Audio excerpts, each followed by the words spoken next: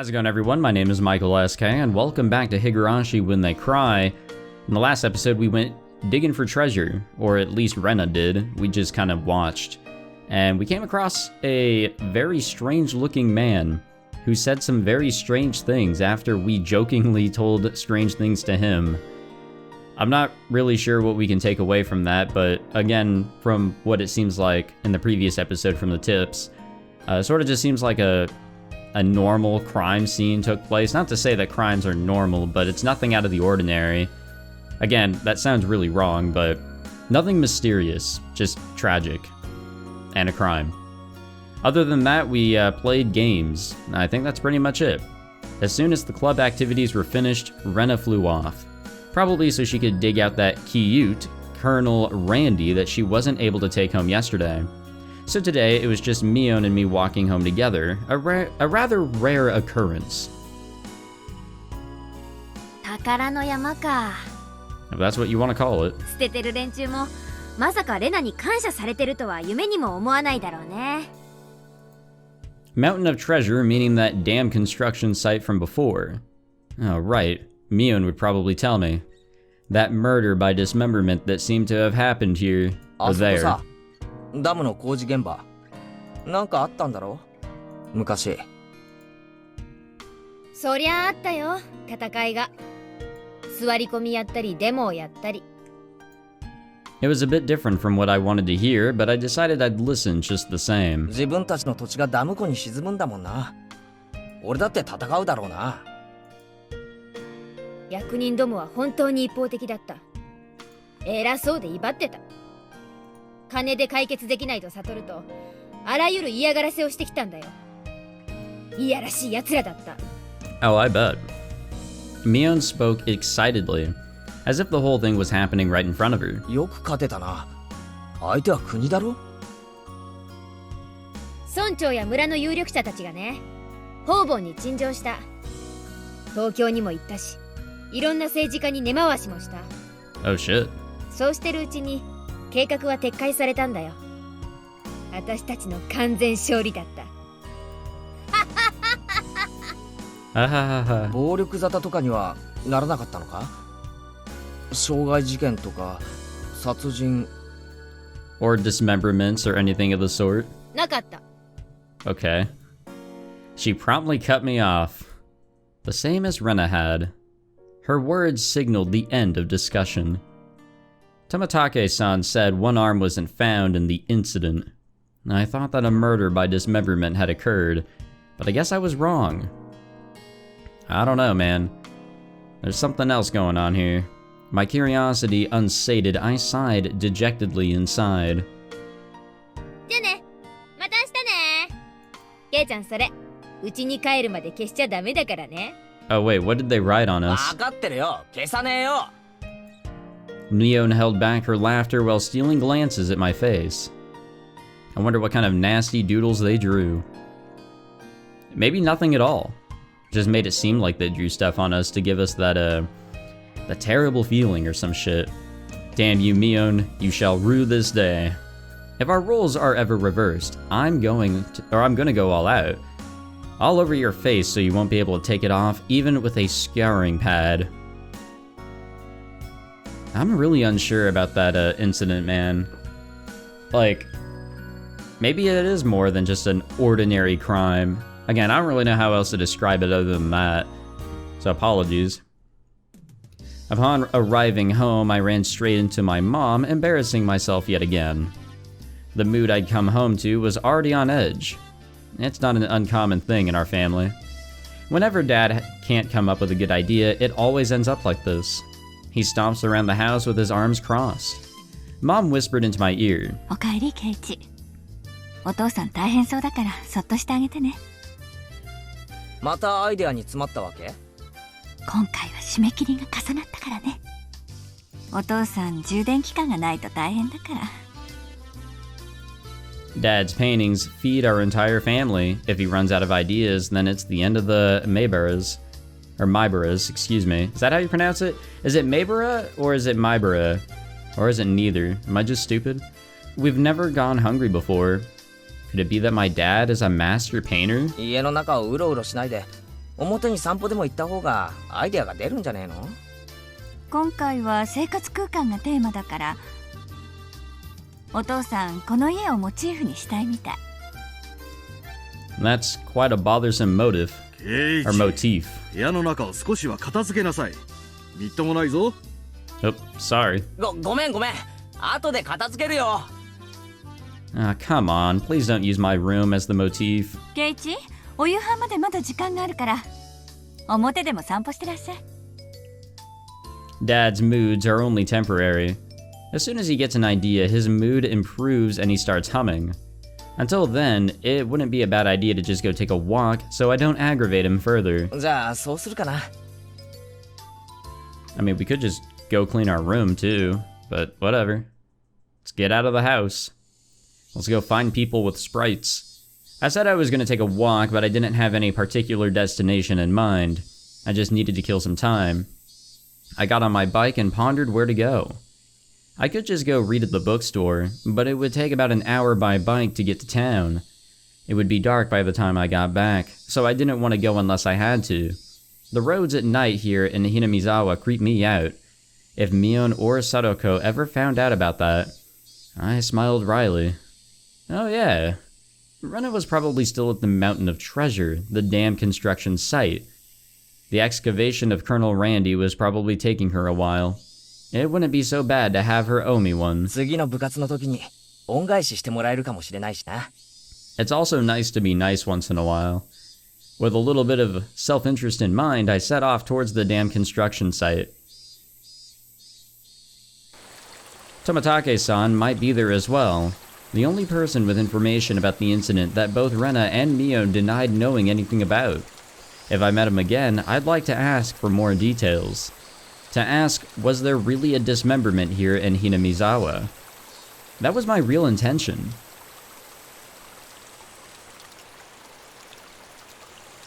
Off we go. Some pretty interesting sights here. A nice looking bridge too. And here we are. Wait, there was a bike in there. I spotted Rena struggling up on the slope of the garbage pile. It looked like Colonel Randy was lodged in there pretty firmly. It didn't look like Rena would be able to excavate him by herself. Realizing that Tomatake-san wasn't around, I began climbing down the slope unsteadily. Yo, Rena, 精が出ますな。ケイチ君。どうしたの？こんなところへ。That's a good question. A place like this, huh? I see. She was aware of it at least. 事故発生の緊急通報を受け参上しました。負傷者はどこでありますか？事故って、I don't think she's following. ランディ君人形がゴミ山に生き埋めになっているとの通報でしたが。There you go. なんだ、びっくりした。ケイチ君脅かさないでよ。冗談だよ。レナが一人で困ってるだろうなって思ってさ。Oh, my bad. レナのために？ Word of warning, I will apologize for cutting people off at times, but it may happen often. Or way too often. Well, I filled my quota for today. If I don't see Rena blush at least once a day, then I'm not getting my daily required nutritional intake. 冗談だよ。こっちまで恥ずかしくなるだろう。冗談ってどこからだろう？どこからだろう？ I just ignored her bewilderment. 俺どいた。で、どこだよ、ランディ君は。あ、ごめん。ほら、この隙間から見え。こりゃ、 Oh, my bad. 本当に生き埋めだな。What does it even look like? Colonel Randy was sideways, surrounded by boards and other construction materials, like they were caging him inside. According to Rena, it wasn't like this yesterday. And it seems as though another illegal dumper came yesterday, dumped again, and now he's buried like this. この山を一人でどけるつもりだったのか？その細い腕で。で There's no way she would be able to do that with her slender arms. も、ランディ君人形かいいんだもん。お店のランディ君には鎖がついてるけど、これならお持ち帰りできる。はう。 That's some determination right there. If Rena gave up on this Colonel Randy, she'd probably start devising a plan to steal the one in front of the store. As Rena's guardian, I won't allow her to sully her hands with crime. どいてろよ。俺がやる。Rena blushed again, but this time I left it alone. The pile was enormous. Also, the more days we wasted, the more likely another illegal dumping would occur. If it got buried any deeper, there would be nothing that could be done. ケイチ君、レナも手伝えるよ。手伝わせて。帰って邪魔になるから下がってろって。よいしょー。 Pulling out scraps, bending them, tossing them aside, I quickly became covered in sweat and dust. Flying objects drew beautiful arcs across the twilight sky, one after another. Lumber, timber, plywood. Damn it! No matter how much I threw out, there was still more. Even though I could see Colonel Randy right there. After grandstanding like that in front of Rena, I felt frantic because of how little I had progressed. 本気でやるなら、斧とかノコギリとかがいるかもしれねえな。Or Minecraft TNT. もういいよ、ケイチ君。すごい汗だよ。そんな無理しなくてもいいよ。レナのためにやってるだけだ。気にするな。Rena began sputtering and turned beet red. Whoops. I meant to say I was trying my best so as to keep her from becoming a criminal. Oh well. I love the music so far in this game, by the さすが way. に休憩。Yeah, there is a bike right there. こいつは手強いぜ。I sprawled out on my back over the grassy slope. ごめんね、ごめんね。すごい汗だく。Yeah, it tends to happen whenever, you do activities like these.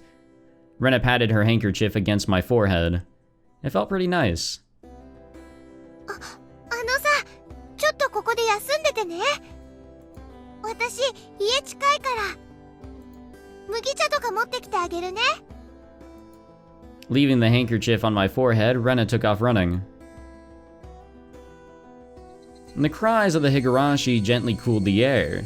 After I was certain that Rena was gone, I picked myself up and headed towards what I discovered earlier.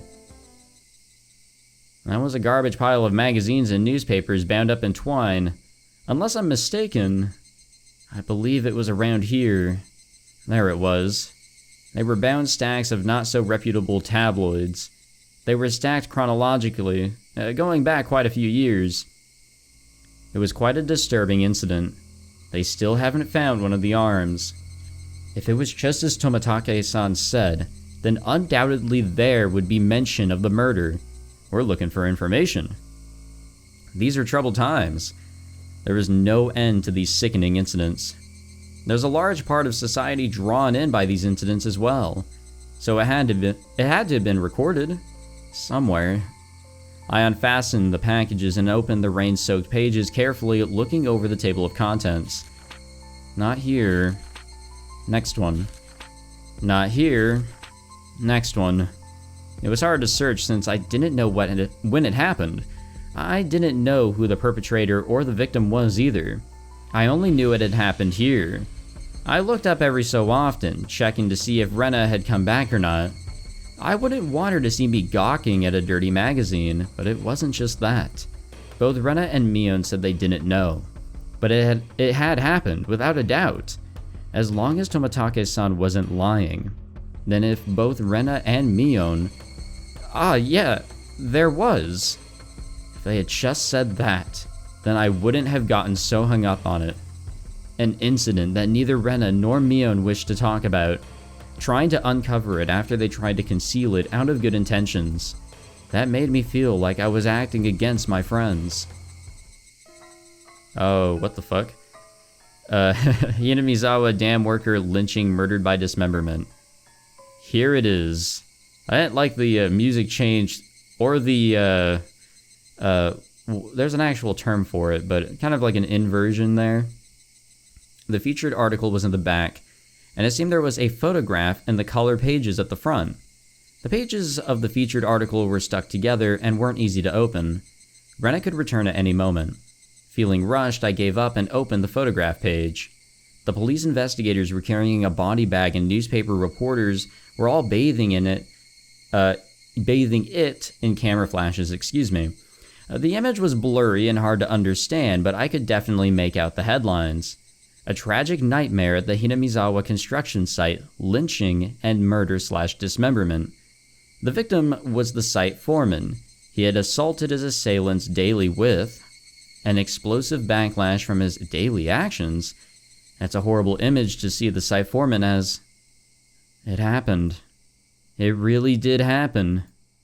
It seemed the details were on the next page. I turned the page without pausing. On it was... The assailants butchered the victim's body with hatchets and pickaxes, and then used an axe to split the cadaver into 6 pieces: the head, arms, legs, and torso. Why did it skip on its own there? I could understand just from the headline that it was just too terrible an incident. Normally a lynching is just assault and murder, right? Dismemberment with hatchets and pickaxes? That wasn't a lynching. It was a merciless killing to the letter, a brutal murder, done by a group of people with hatchets and pickaxes. With a hatchet. Oh, Jesus. What was that?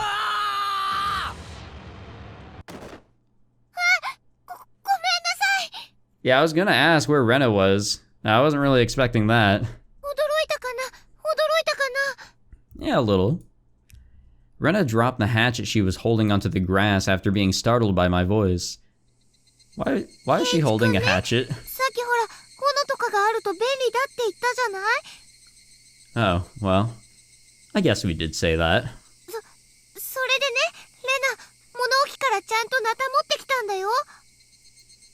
Rena fluttered her arms in a panic, continuing to explain and apologize. It seemed I'd been glaring at her pretty intensely. ごめん。ちょっとオーバーに驚きすぎたかな。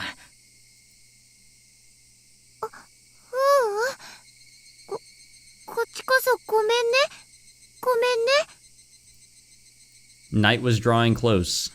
I was pretty worn out, and it wouldn't hurt to do the rest tomorrow. 最後の針はそのナタじゃないと壊せそうにない。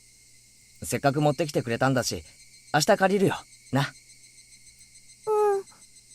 何しょんぼりしてるんだよ。明日にはランディ君が掘り出せるんだぜ。そうだよね。早くランディ君をお持ち帰りしたい。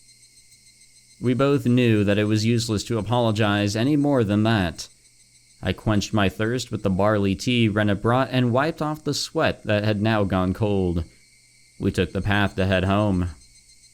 I felt quite guilty about the tabloid wrapped up in my jacket. I don't. If I want information, I'm gonna go out and get it. Although that was kind of weird. I mean, I knew Rena was gonna come back at some point. I didn't think they'd be trying to do a little jump scare there, but I mean, yeah, I was expecting her. So we have some tips here: the dam project and the special tabloid report. And we unlocked an achievement, so I guess we're making some progress. We'll go through these tips, the Hinamizawa Dam project, and then we'll check out the report. And then we'll wrap it up for this episode. October 1975. In accordance with the Prime Minister's Bulletin Number XXX, who the fuck knows, Hinamizawa's electrical department master plan was announced. The vast scope of the projected Hinamizawa Dam was to have an incredibly heavy impact on the village of Hinamizawa. The area to be flooded by the Hinamizawa Dam would include the 5 areas of Hinamizawa, Takatsuro, Hyotsu, Matsumoto, and Yaguchi. The submerged area would include 291 houses. Population, 1,251. 1 elementary school, 1 middle school, 1 post office, 1 agricultural cooperative, 1 forestry department lumberyard, 5 shrines, 2 temples, and 1 fishery. All of these communal, cultural, agricultural areas and places of worship were to be indefinitely submerged at the bottom of the artificial lake basin. Forsaking the hundreds of years our ancestors poured their blood and sweat into this fertile, resource-rich land was just too painful to bear. All the residents having homes that were to be submerged banded together and created the Onikakashu Defense Alliance. The dam project was halted and petitions to alter the plan were circulated. The citizens sought peaceful negotiations, but the government and its puppet company openly refused. Performing unspeakable, heinous acts, they quashed the democratic actions of the villagers. But the villagers did not falter. Instead, they banded together even more closely and steeled their resolve to protect their homes to the death. Jeez, man. You know, at first I was like, you know, what's the worst a dam could do? But really, the repercussions were really high here. The continuation of that frightening Hinamizawa dam construction project is still stalled as of today. The villagers understand that the stalling was caused by sublime power through unity, and they understand that this fearsome plan has not yet been fully withdrawn. The Onikakashu Defense Alliance had been dissolved after it did its part, but the feelings of unity it garnered have not yet been extinguished. As long as the passion resides in the hearts of the residents, they'll be able to confront whomever next decides to sink their homes into a lake basin. Onikakashu Defense Alliance Committee Chairman Kichiro Kimiyoshi. Alright, that's a name. I'm trying my hardest with these Japanese pronunciations. Sorry if I get any of them wrong. Or English pronunciations too. Nightmare befalls the Hinamizawa Dam. Lynching and murder dismemberment. On that specific date, prefecture at the Hinamizawa Dam construction work site in Shishibona City, a bone-chilling gruesome murder/dismemberment. Even though this case has shocked the archipelago? I feel like I should know this word. Again, English pronunciations, the police will give no details on the case. Exactly what happened at the Hinamizawa Dam? They probably didn't mean to kill him at first. But as the victim resisted by swinging around a shovel, the rest of the perpetrators armed themselves in return, and it quickly escalated to homicide. So said the aforementioned Investigator A. After this bloody tragedy was over, they were left with a body which nobody could have mistaken as alive. Somebody had tormented the suspects daily with his rough behavior. At first it was meant to be payback. All the perpetrators were horrified by their deed, and one even turned himself into the police. It was the de facto leader of this group who suggested hiding the body. Reluctantly at first, they soon began to think they did not wish to be caught. The construction site had numerous places to hide the body with 6 people. They were originally supposed to hide the body and leave the area, but the de facto leader feared the consciences of the other 5 wouldn't be able to bear the burden, and came up with a horrifying method to keep them from turning him into the police. He devised the heinous method of splitting up the body among them and making each of them responsible for hiding a piece. That's fucked up. Somebody had turned a simple manslaughter, into a gruesome dismemberment and forcibly involved each perpetrator in order to create a sense of unity between them. All this shit about unity is just really fucked, man. Each one participated. But what does this mean? Person A spoke out reluctantly. He had ordered each and every one of them to dissect a piece for themselves. I don't like this music, by the way. They were hesitant at first, but nobody refused. In for a penny, in for a pound, was what it meant. Thus, an unimaginable bloody ceremony began. The perpetrators wept and vomited as they performed the gruesome task. There was one person who stubbornly refused, but the guy threatened them, saying nothing would change if someone else ended up dead, and he gave up in his objections. But his plan collapsed in the span of one night. He, who had refused to dissect the corpse up until the last moment, had broken down into tears at the hospital, where he was being treated for an injury sustained during the scuffle, and confessed. The criminals were arrested one after another, but the de facto leader, his whereabouts, are still unknown.